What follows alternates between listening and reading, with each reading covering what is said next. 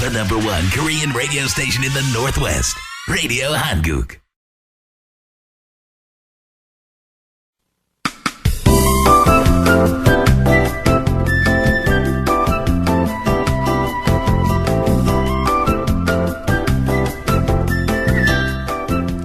라디오 사랑방.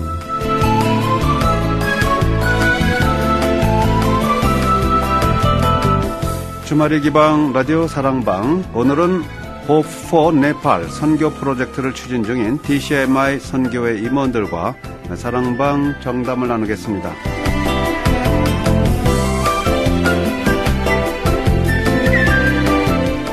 애청자 여러분 안녕하십니까. 라디오 사랑방 홍승섭입니다. 전 세계가 이상 기온으로 몸살을 앓고 있지만 워싱턴주는 변함없는 모습으로 1월의 마지막 주를 맞았습니다. 깊어가는 겨울 속에서도 봄의 소망을 갖고 주말을 알차게 보내시기 바랍니다. 주말의 기방 라디오 사랑방, 오늘은 Hope for Nepal 선교 프로젝트를 추진 중인 DCMI 선교회 임원 두 분을 사랑방에 모셨습니다. 어서 오십시오. 반갑습니다. 반갑습니다. 네. 안녕하세요. 네, 정태입니다. 네. 네, 저는 두 분 좀 익숙한 얼굴이지만 또 이 방송 듣고 계신 분들은 모르시는 분들도 많이 있을 것 같아요. 오늘 나오신 두 분 제가 소개를 해드리겠는데요. 먼저 DCMI 대표이신 정태회 목사님 나오셨습니다. 네, 안녕하셨어요? 안녕하십니까. 네. 그리고 DCMI에서 같이 동역을 하고 계신 임상순 목사님 오셨습니다. 어서 오세요. 안녕하세요. 네. 겨울이 아주 깊어가고 있고요. 1월에 이제 마지막 주를 맞았습니다. 또 아주 큰 선교 프로젝트를 추진 중에 계시는데요. 먼저 우리 정태호 목사님이 우리 한인 여러분께 인사 한 말씀 해주시겠습니까? 예, 안녕하십니까 여러분. 이 라디오를 통해서 여러분들하고 대화할 수 있어서 기쁩니다. 정태회입니다. 하나님이 잃어버린 영혼들에 대한 마음을 저에게 주셔서 복음 선교 사역에 저의 삶을 드리고 사역하고 있습니다. 계속 만나뵐 수 있기를 원합니다. 네. 자, 정태호 목사님 나오셨고요. 임상순 목사님 나오셨는데요. 이 DCMI 선교회가 뭔지, 설립은 무슨 목적으로 설립하셨는지, 뭘 하는 단체인지 좀 소개 좀 해주시겠어요? 예. 예수 그리스도께서 부활하시고 승천하시기 전에 제자들에게 남기셨던 마지막 명령이요. 너희는 모든 민족으로 제자를 삼아라. DCMI는요, 바로 이 예수님의 지상 명령을 이루는 선교단체입니다. 이 선교를 하는 여러 가지 방법들이 있을 건데요. 네. 하나님이 저에게 주셨던 방법은요. 첫째는 선교지에 목회자들의 목회 리더십을 개발하는 겁니다. 선교지에 교회가 없지는 않습니다. 있는데 네. 신학교가 존재하지 않기 때문에 목사님들이 성경을 어떻게 연구해야 되는지, 어떻게 목회를 해야 되는지를 잘 모르십니다. 그렇군요. 예. 그분들을 훈련을 통해서 그분들의 퀄리티를 높여드려서 자연스럽게 교회가 강해질 수 있도록 돕고요. 네. 그 다음, 그 지역의 교회들의, 목사님들의 퀄리티가 올라간 다음에 교회가 서로 연합해서 특정 지역에 복음을 전할 뿐만 아니라 복음이 전달될 수 있는 무브먼트를 만들어내는 것이 우리 DCMI가 하는 일입니다. 네, 그렇군요. 그렇군요. 마태복음의 땅끝까지 복음을 전하라고 그런 지상 대명령을 직접 실천하고 계신 분이네요. 네, 반갑습니다. DCMI. 그 뭐의 약자입니까, 이거는? David Chung Ministries International. 제 이름을 땄습니다. 네. 제 마음속에 첫째 이 단체가 시작하게 된 것이요. 네. 제가, 교회 개척도 했었고, 목회를 했었고, 교회를 사임하고 선교 훈련을 받은 다음에, 제가 목회를 했던 지역에 잠시 돌아왔는데, 저의 친구들이 저를 만나자고, 자기 집으로 초대를 했습니다. 네. 그리고 밥을 먹으면서 이 친구들이 저에게 수만 불의 돈을 줬습니다. 그리고 그것을 가지고 이제, 목사님의 사역을 시작하십시오. 예. 그리고 그 즈음에 제가 이 전도 훈련, 선교사로서 가장 훈련을 제가 훈련을 받았던 팀이 빌리 그레함 전도단이었고요. 그렇군요. 예. 그래서 내가 내 이름을 걸고 할 수 없는 일이라면 시작을 하지 말자. 그래서 제 이름을 걸었습니다. David Chung Ministries International, DCMI입니다. 네, 그렇군요. 네. 자, DCMI, 여러분 어떤 선교회라는 걸 알고 계실 것 같고요. 그동안 제가 알기로는 그 미얀마, 옛날에 버마였죠? 그 지역에 그런 큰 선교 프로젝트를 운영하신 적이 있고, 또 이렇게 아프리카 쪽도 가셨던 것 같아요, 보니까. 어떤 일 하셨는지 좀 물어볼까요? 아프리카에서는 주로 르완다 그리고 우간다에서 사역을 했었고요. 현재도 지금 에티오피아에서 사역이 진행이 되고 있습니다. 네. 르완다에서는 특별히 3년간의 저희들 교회 지도자들을 훈련하고 또 개발하는 그 훈련을 마치면서 마무리하는 과정으로 르완다에서 기세니 복음 전도대회를 개최를 했습니다. 그때가 2014년도 10월 말입니다. 네. 그래서 많은 목회자들이 또 그 주변의 크리스찬들이 교회들이 연합해서 그 전도 집회에 참여했고요.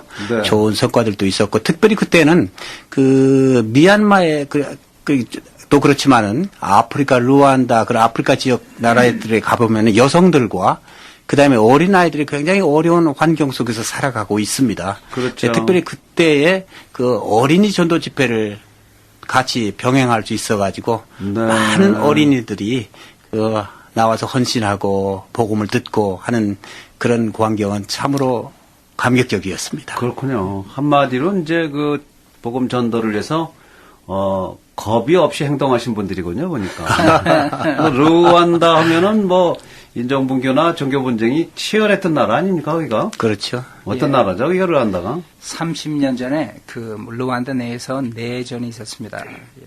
르완다에 3개의 부족이 있는데요. 그 중에 한 부족은 피그미족으로 아주 작은 부족이고요. 그 다음 2개의 부족이 서로 갈등을 일으켰습니다. 3개월 동안 100만 명이 죽었습니다. 엄청나군요. 예, 네. 제가 클린턴 대통령이 대통령직을 그만두고 인터뷰하는 것을 라디오 방송을 들은 적이 있는데 이런 질문을 기자가 했습니다. 대통령께서 재임 시에 있었던 가장 후회스러운 일이 무엇입니까? 이분이 조금도 주저하지 않고 바로 말을 하더라고요. 르완다의 내전이 일어났을 때 그냥 그러고 말려니 하고 미국이 개입하지 않은 것. 네. 그 결과 3개월에 100만 명의 목숨을 잃은 것. 너무 후회스럽다. 네, 사람 목숨을 파리 목숨보다 못하게 생각했던 그런 척박한 땅에서 전도를 하셨군요. 이 미얀마, 버마도 사실 거기도 좀 그렇게 쉬운 동네는 아니잖아요. 거기도 아주 어려운 곳입니다. 불교 믿는 나라 아닙니까? 그렇습니다. 예, 네. 불교 믿는 종교적인 어려움뿐만이 아니고요. 제 기억에는 1962년에 군사혁명이 일어나서 그 정부가 아직까지 유지되고 있으니까 얼마나 독재를 오래 했고 그러다 보니까 인권이 없고 마침 독재 정부는 불교도들로부터 호응을 받아야 되기 때문에 기독교를 인정할 수 없는 그런 환경이었죠. 그런 나라만 골라서 가서 전도를 하셨네요.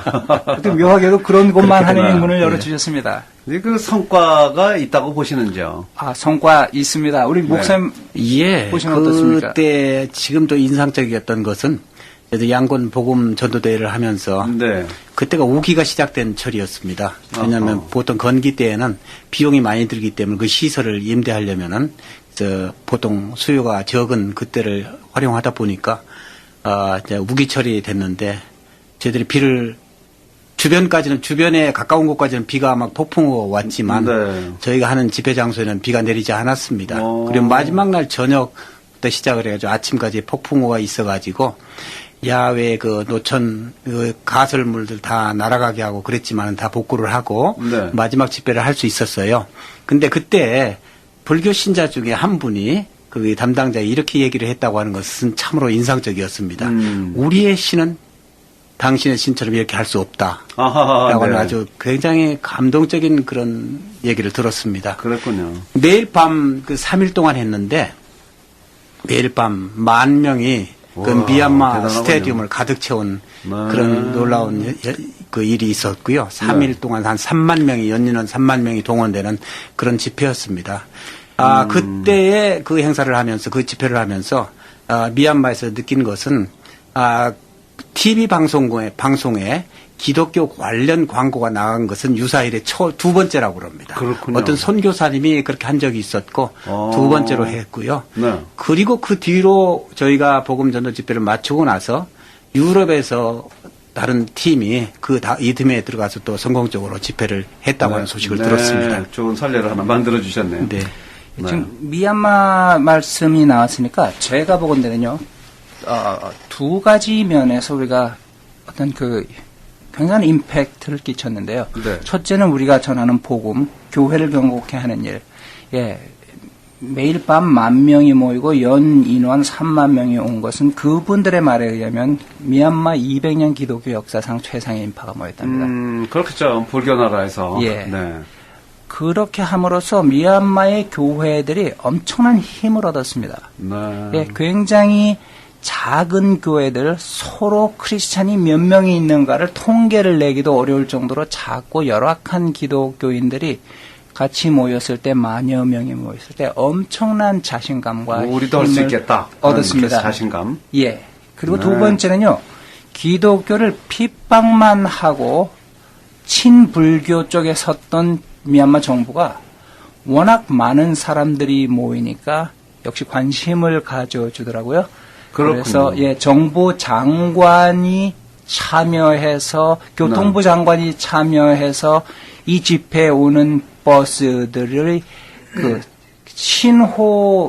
교통 신호를 무시하고 진행할 수 있도록 도와주고요. 또 경찰 병력이 스테디움 밖에 치안을 담당해주고요. 그렇군요. 또 장관 중에 한 분이 오기로 와서 인사를 하기로 했는데 이분이 집회하기 2시간 전에 집회 준비위원장에게 전화를 하셨어요. 네. 그래가지고 너무 정부 스케줄이 많아가지고 정말 못 가게 됐습니다. 목사님 죄송합니다. 그 얘기를 저에게 전해주던 그 집회 준비위원장 미얀마 목사님 이런 말씀을 하시더라고요.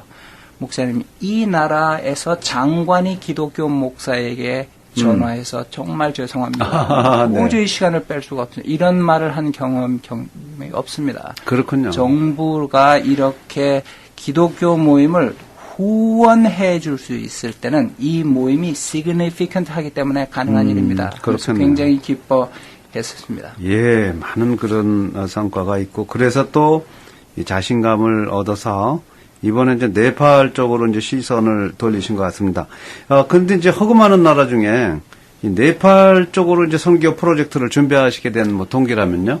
예, 그동안에 네팔에서 몇 번 저에게 초청이 있었습니다. 네.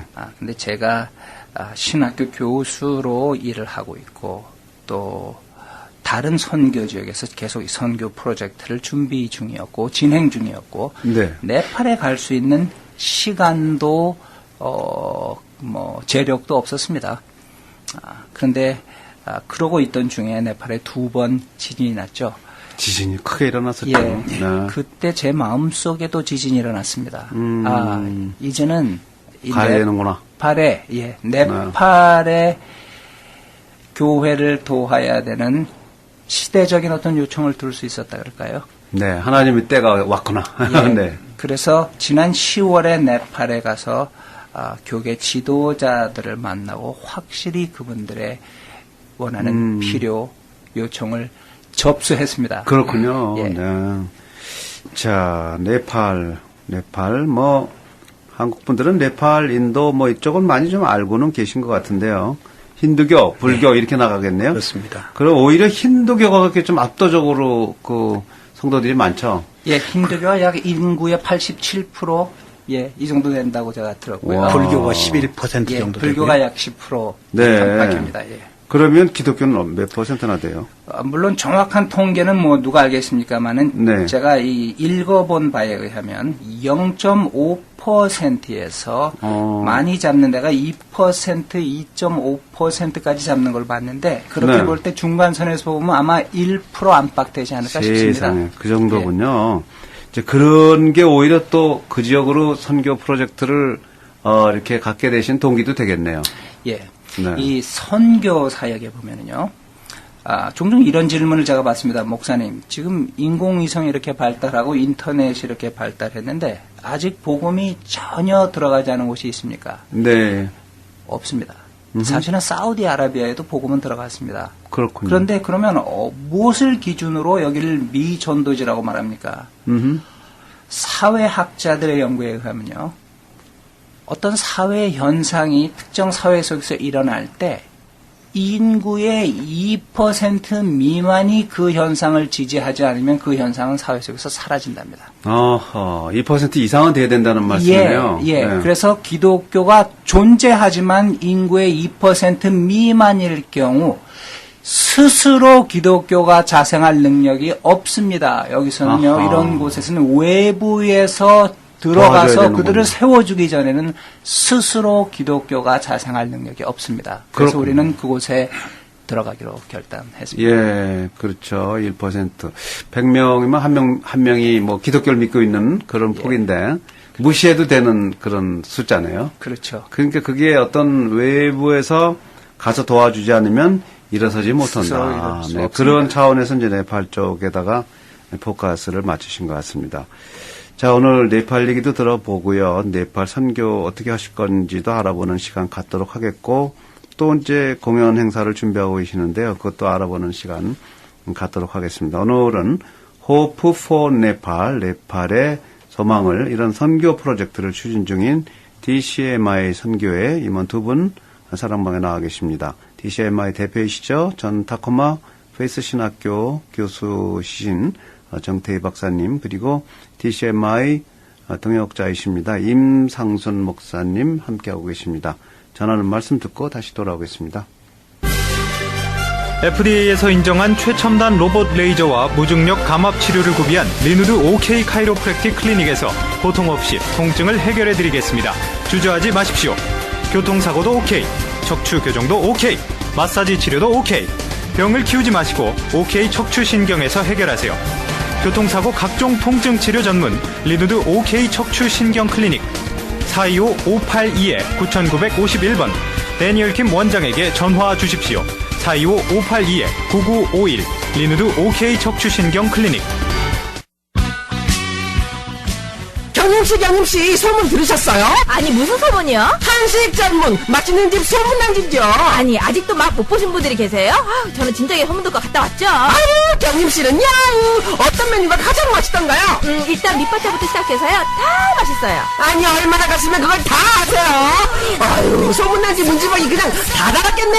당연하죠. 초심을 잃지 않고 정성껏 요리해 내놓으니까요. 역시 소문난 집은 소문날만 하네요. 아직도 소문난 집 맛을 못 보신 분들은 253-815-8888로 확인하세요. 엄마 아빠 오늘도 소문나지 또 갈 거죠? 예! H마트, G마트와 함께하는 입춘대길 해피스프링, S&B 골든칼의 4종각 2불 58전, 한상 참기름 8불 98전, 네슬레 초이스커피 7불 98전, 펭귄 꽁치 1불 78전, 초리동 골뱅이 파운드 5불 48전, 풀무원 통영 굴짬뽕 4불 98전, 풀무원 갓소 우동 얼큰 우동팩 3불 98전, 3호 부산 봉어묵 5불 98전, 초리동 순생선쌀 종합오뎅 2불 48전, 프레시안 안심 부산 어묵 2불 48전, 미즐칸 쯔유 5불 48전, 초리동 생우동 및 짜장 2불 48전, 보령 대천 구운김 전장팩 2불 48전 등 빅세일. 싱싱한 수산물 코너에서 만나는 뜨끈뜨끈한 생태 매운탕, 해물 매운탕, 회감용 한국산 오징어 5마리 6불 98전, 뉴질랜드 반간 홍합 파운드 7불 98전, 신선한 정육 코너 USDA 초이스 생 레이갈비 파운드 6불 98전, 1등급 꽃등심 샤브샤브 파운드 7불 48전, 1등급 등심 불고기 파운드 5불 48전, 내추럴 생삼겹살 파운드 3불 98전, 1등급 바비큐용 목살 파운드 3불 98전, 푸푸탄 야채과일 코너 한라봉 박스 16불 98전, 한국산 신고백 국화십갑 박스 19불 98전, 시금치 단에 98전, 푸고추 파운드 1불 28전, 고구마 직화 냄비 7불 98전, 엘레강 서빙 쟁반 3종 세트 9불 98전 등 빅빅 세일. 100년 넘게 홍삼을 만들어 온 정관장조차 그 비밀을 다 알지 못합니다. 요령 부리지 않고 욕심 부리지 않고 사람이 할 수 있는 최선을 다하는 것, 그 길밖에 없습니다. 지름길은 없습니다. 바른 길로 갑니다. 정관장. 워싱턴주 정관장 정품 매장은 타코마 팔도플라자, 리누드 H마트 외부, 그리고 벨뷰 H마트 내에 있습니다. 전화 253-589-1800 또는 425-412-3453. 코리안 바비큐 전문점 해송. 그동안 맛볼 수 없었던 상위 등급 2%에 드는 프라임 비프만이 낼 수 있는 최고의 맛. 환상의 마블링, 차원이 다른 식감. 프라임 생갈비, 프라임 생등심, 프라임 주물럭, 프라임 차돌박이, 그리고 프라임 양념갈비. 상위 등급 2%에 드는 프라임 비프를 합리적인 가격으로 맛보실 수 있습니다. 페드로이 하이웨이 99과 327가에 위치한 코리안 바비큐 전문점 해송. 최상급 비프만이 낼 수 있는 황홀한 맛을 음미하시길 바랍니다. 그랜드 오픈 기념으로 2월 말까지 주중에 한해 오전 11시부터 오후 3시까지 런치 스페셜로 물냉면과 비빔냉면을 단 4불 99, 단 4불 99에 모십니다. 문의와 예약은 253-878-5103, 253-878-5103. 일요일에는 낮 12시부터 영업합니다. 지난번에 보험 바꿨다더니 어때요? 세상에, 내가 모르는 혜택이 엄청 많더라고요. 나는 안경만 되는 줄 알았는데 설명을 들어보니까 치과 치료도 된다길래 새로 가입했죠. 아니, 어느 보험이길래 그래요? 박기주 보험이요. 아, 박기주 보험 역시 소문대로군. 나도 가봐야겠네. 박기주 보험, 건강보험만으로 10여 년을, 특히 2007년도부터 시행되어 온 메디케어 시스템 정보를 최초로 한인사회에 소개하고 연방정부와 계약된 여러 보험회사들을 한인 어르신들께 소개해온 메디케어 상담 전문가 박기주. 다른 이들에게서 쉽게 볼 수 없는 편안함, 박기주에겐 그 편안함이 1% 더 있습니다. 곧 만 65세가 되어 메디케어에 해당되시거나 타주에서 이사 혹은 직장보험에서 은퇴하실 분들은 지금 바로 전화해서 상담해보세요. 206-250-2760 박기주 보험. 네, 주말의 예기방 라디오 사랑방 함께하고 계십니다. 오늘은 네팔의 소망을 Hope for 네팔 선교 프로젝트를 추진 중인 DCMI 선교회 임원 두 분 사랑방에 모셨습니다. DCMI 대표이시고 전 타코마 페이스 신학교 교수이신 정태회 박사님 나오셨고요. DCMI 동역자이십니다. 임상순 목사님 나오셨습니다. 이 네팔에 대해서 좀 알아보고 싶은데 우선 이제 정 박사님이 보시는 그런 네팔 어떤 나라이고요. 이제 현재 어떤 상황이 있는지 좀 지진 일어나는 건 대부분 다 알고 계시는데요. 예. 그 외에는 잘 모르잖아요. 예. 제가 아는 산은 뭐 히말라야 산이 거기 있다. 많은 사람들이 거기서 이렇게 그 히말라야 산 오르는 사람들을 도와주는 그런 역할을 하고 있다. 그 정도만 알고 있어요. 네. 우리가 잘 알고 있는 세계의 지붕이고요. 네. 네팔의 그 뭐 고대사를 말할 필요는 없겠고 잘 뭐 몰라서라도 설명드릴 수 없고요. 네팔의 현대사를 보면은 부족 국가로 있던 국가들이 18세기에 통일되면서 강력한 그 통일 국가가 세워졌다 그러네요. 네. 그래서 왕권이 지속되다가 1990년대 들어서야 민주공화국이 수립되고 왕권이 끝이 났습니다. 그렇군요. 예, 최근 일이죠. 최근이네요. 예, 그리고는 이제 그 민주주의에 입각한 헌법이 만들어졌는데, 네. 그 헌법이 공포되기 전까지는요, 네팔이 헌법 자체가 우리는 힌두교 국가이다라고 딱 못을 받고 있었습니다. 네. 신헌법이 작년 9월 달에 만들어져서 선포되었는데 그 신헌법에는 종교의 자유가 인정됩니다. 처음으로 들어갔군요. 처음 들어갔습니다. 네. 우리가 그것을 알고 네팔에 가기로 한 것은 아니었는데 네. 우연인지 필연인지 우리가 들어가는 이 순간이 네팔에서 정말 복음을 전해도 법적으로 문제가 없는 아마 정서적으로는 문제가 있을 겁니다. 네.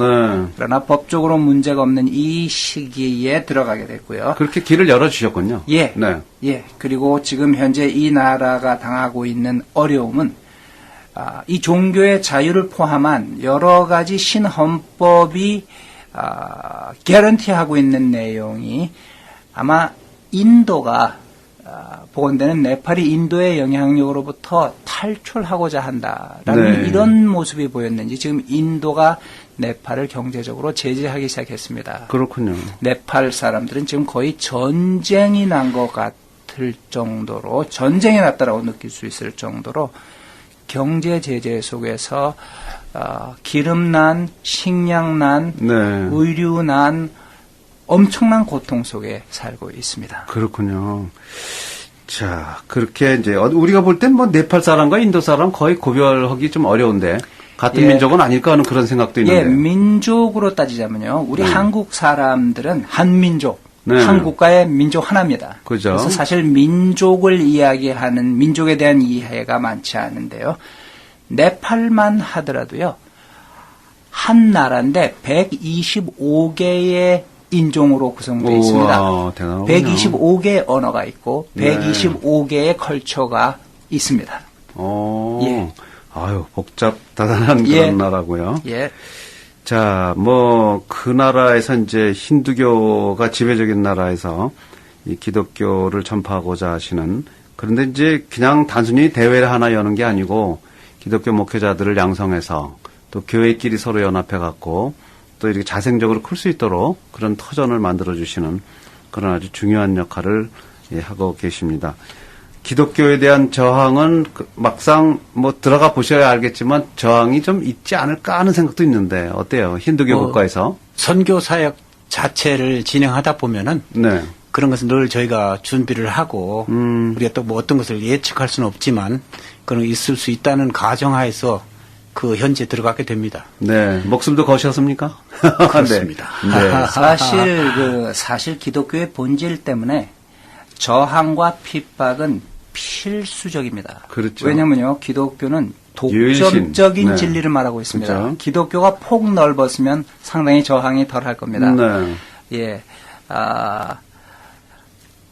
기독교도 진리고 부다도 진리입니다. 기독교가 이런 진리 체계를 가지고 있었다면은 네. 저항을 상당히 줄일 수 있을 건데요. 그렇죠. 예, 기독교의 시스템을 따른다면은 둘 중에 하나가 진리일 수 있지 다른 걸 버려야 둘 되니까. 다 진리일 수는 없습니다. 맞습니다. 이런 독점적인 진리관 때문에 틀림없이 저항이 있을 건데 참 재미있는 건 이겁니다. 네. 힌두교는 3억 3천만의 신을 인정하고 있습니다. 다시 말해서 진리는 하나가 아니라 이렇게 다양한 것이다라고 말하고 있습니다. 네. 그렇다면 기독교 복음이 증거되고 기독교로 힌두교인이 개정됐을 때 좋은 진리를 찾아갔습니다. 기독교도 진리입니다. 이렇게 말해야 일관된 사고를 하는 건데요. 그렇죠. 그런데 그렇지 않습니다.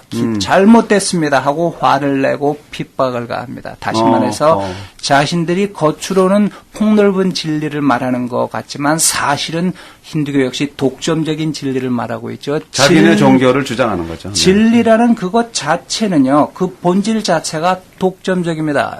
독점적이 아니면 진리가 아닙니다. 네, 그렇습니다. 진리라는 단어 자체가 바뀔 수 있지만 진리 자체가 바뀌어지는 건 아니겠죠.